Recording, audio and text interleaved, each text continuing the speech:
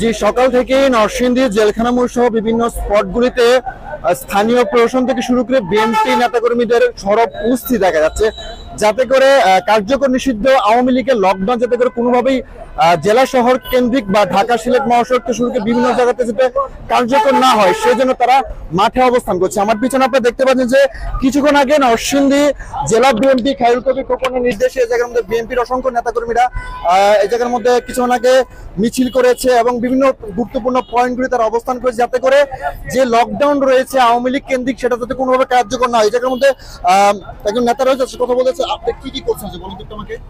আমরা দেশনায়ক জনাব তারেক রহমান এবং নরসিংদী জেলা বিএনপির বিপ্লবী সভাপতি জনমানুষের নেতা জননেতা জনাব খায়রুল কবির খোকনের নির্দেশে গতকালকে থেকে আজকে রাত্র পর্যন্ত আমরা রাস্তায় অবস্থান করতেছি। বিএনপি ও সকল অঙ্গ সংগঠন আমরা নিরাপত্তার স্বার্থে শেখ হাসিনা বিরোধী লকডাউনের বিরুদ্ধে আমরা আজকে রাস্তায় অবস্থান করতেছি, মানে ঢাকা সিলেট মহাসড়ক।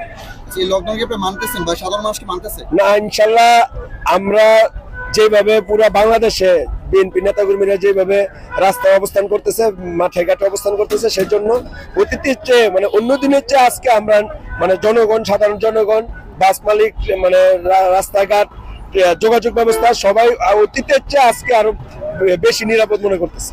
জি, আসলে আমি যেটা বলতে যাচ্ছিলাম আর কি, নরসিংদী ঢাকা সিলেট মহাসড়ক সহ বিভিন্ন গুরুত্বপূর্ণ পয়েন্টগুলিতে কিন্তু সচরাচর সময় যেরকম দোকানপাট খোলা থাকে, গাড়িগুলো থাকে, সেরকম কিন্তু সড়ক উপস্থিতি রক্ষা করা হচ্ছে। এখন পর্যন্ত কিন্তু ওরকম কোনো অপ্রীতিকর ঘটনার কোনো সংবাদ পাওয়া যায়নি। তো নরসিংদী থেকে লকডাউনে আমার কাছে এতটুকু ছিল।